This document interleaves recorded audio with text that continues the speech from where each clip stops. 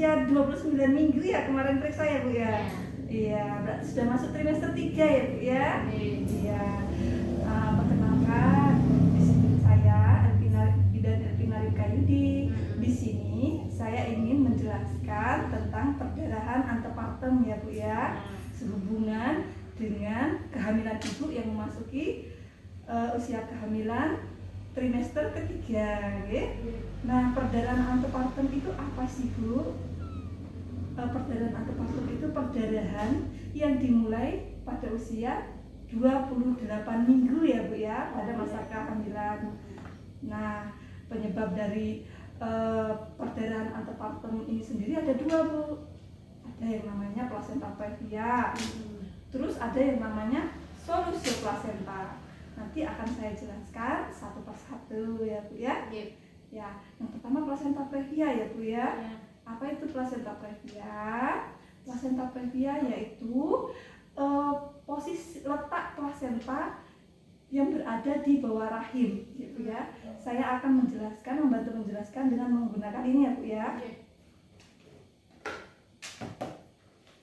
Nah, pada posisi normal ari-ari itu berada di atas gitu ya. Ari-ari berada di atas. Ini rahim, ini plasenta atau ari-ari ya. Pada keadaan normal, plasenta itu menempel di rahim bagian atas. Fundus uterin namanya ya. Ini bagian atas, ini bagian bawah. Keadaan normal seperti ini Bu, nempelnya di sini. Dan ini bayinya. Ini posisi normal. Nah, pada plasenta previa, letak dari plasenta ini, ari-ari ini berada di bawah, sehingga bisa menutupi jalan lahir sebagian atau seluruhnya. Ya? Nah, saya contohkan seperti ini. Ini bayinya, ari-arinya berada di bawah, nempelnya di bawah. Padahal ini jalan lahir Bu. Iya, bisa menutupi seluruhnya, bisa menutupi sebagian, atau bisa hanya di pinggir begini saja. Ini Bu, ya? Mengerti sampai sini Bu? Mengerti. Nah, selanjutnya apa yang menyebabkan plasenta previa ini Bu? Yang pertama, multiparitas. Apa itu multiparitas? Multiparitas itu adalah ketika seseorang ibu sudah melahirkan lebih dari 5 kali. Atau yang kedua yaitu umur kurang dari 25 tahun atau lebih dari 35 tahun itu berisiko, okay? Karena pada usia di bawah itu posisi rahim ini belum sempurna untuk penempelan plasenta. Jadi secara alami ari-ari akan mencari tempat untuk menempel yang bagus, ya. Jadi dia menempel di bagian bawah. Begitu juga pada usia yang lebih dari 35 tahun, di mana rahim bagian atas ini sudah nggak bagus buat nempel.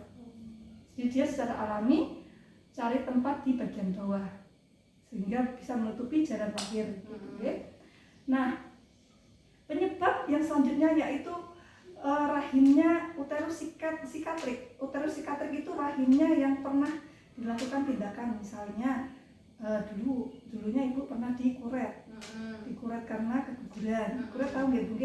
Dibersihin pakai sendok itu sama dokter itu ya. Nah, atau dilakukan manual plasenta ketika ari-ari nggak lahir, dimasukkan oleh dokter tangannya dikerok, diambil ari-arinya secara manual, ya itu juga bisa menyebabkan plasenta previa. Nah, penyebab selanjutnya apa Ibu? Adalah miomektomi atau pernah riwayat pembedahan karena tumor rahim.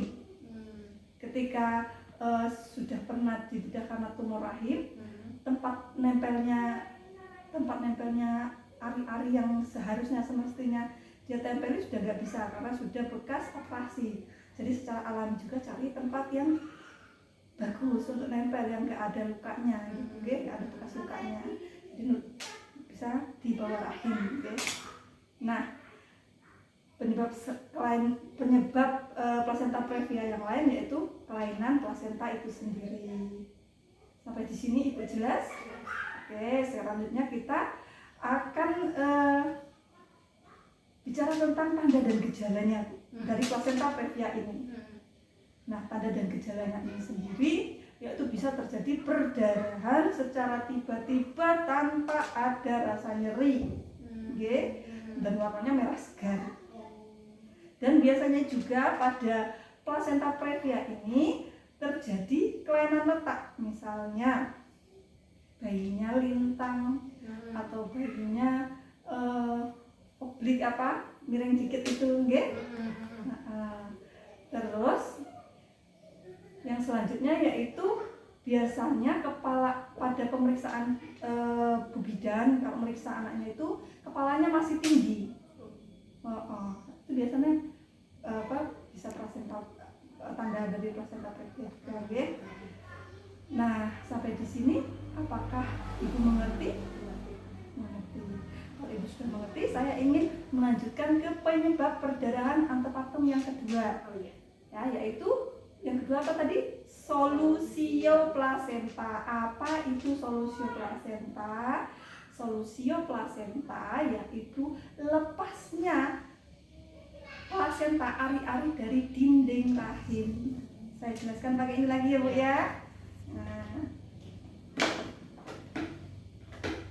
tadi kalau plasenta previa dia letaknya gitu ya, dia berada di bawah nutupi. Tapi kalau solusio plasenta ini dia letaknya normal, berada di atas. Normal begini, berada di atas. Dalam keadaan normal seharusnya ari-ari ini menempel secara utuh. Di sini nempel semua ya Bu ya, nempel semua.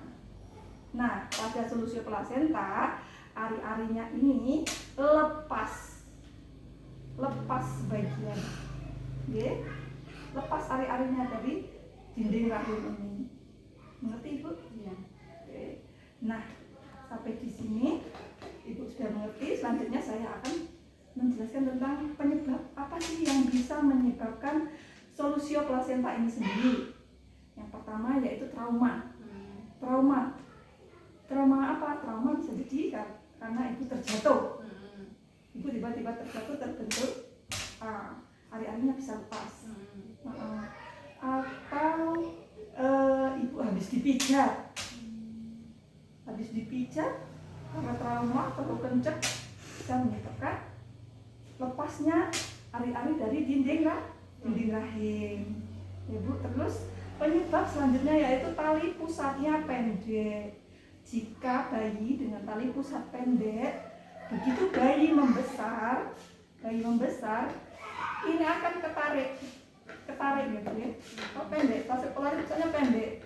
Kalau masih kecil dia masih aman. Begitu membesar usia kehamilan sampai trimester ketiga dia mulai ketarik. Karena bayinya membesar ini, dan ketika bayi bergerak pun ini ikut ketarik, lama-lama lepas plasentanya, lama-lama lepas, jadi bisa menyebabkan solusio plasenta.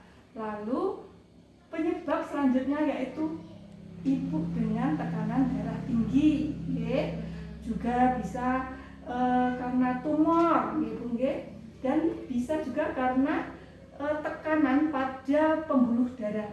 Karena rahimnya sudah membesar, ada tekanan pada pembuluh darah sehingga aliran darah untuk mengangkut makanan ke janinnya berkurang, jadi ari-arinya jadi rapuh, lama-lama terlepas. Ibu, sekarang Ibu saya akan menjelaskan tentang tanda dan gejala dari solusio plasenta ya Bu ya. Tandanya yaitu adanya perdarahan yang disertai dengan nyeri. Kenapa? Karena pada saat solusio plasenta terlepas itu ada pembuluh darah yang terbuka sehingga terjadi perdarahan dan disertai nyeri karena lepas. Jadi ada yang robek, otomatis akan merasakan rasanya nyeri ya Bu ya. Nah, dalam kondisi ini terkadang ibu mengalami anemia atau kurang darah. Pada kondisi yang serius bisa terjadi shock. Tahu shock, Bu?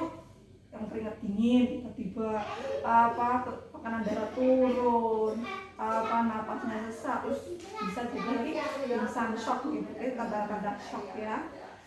Nah, pada perabaan perutnya akan terasa keras seperti papan gitu, dan pada saat dipegang rasanya nyeri. Itu tanda dan gejala dari solusio plasenta. Sampai di sini apakah ibu mengerti?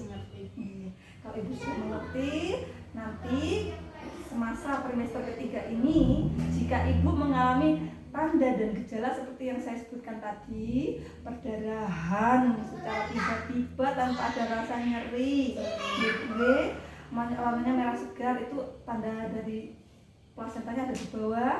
Dan kalau ada terjadi perdarahan dengan rasa nyeri, ibunya pusing-pusing, rasa seperti mau pingsan, dan perutnya terasa keras seperti papan, nyeri dipegang, ibu harus segera tindak pergi ke rumah sakit atau ke tempat pelayanan kesehatan ya Bu ya. Nah, kalau saya tadi sudah menjelaskan, mari kita mengulang lagi supaya ibu lebih paham. Jadi tadi perdarahan antepartum ada berapa ibu? Ada dua ya Bu ya, pinter ya, betul. Ada dua jadi ibu ya. Yang pertama apa ibu tadi? Plasentanya ada di bawah. Oh betul. Yang kedua plasentanya terlepas. Ah iya betul. Jadi sudah mengerti sampai di sini ya Bu ya. Ya, terima kasih atas kedatangan ibu. Terima kasih banyak dan sekian dari saya. Semoga bermanfaat ya. Saya juga terima kasih atas ilmunya ya. Iya ibu.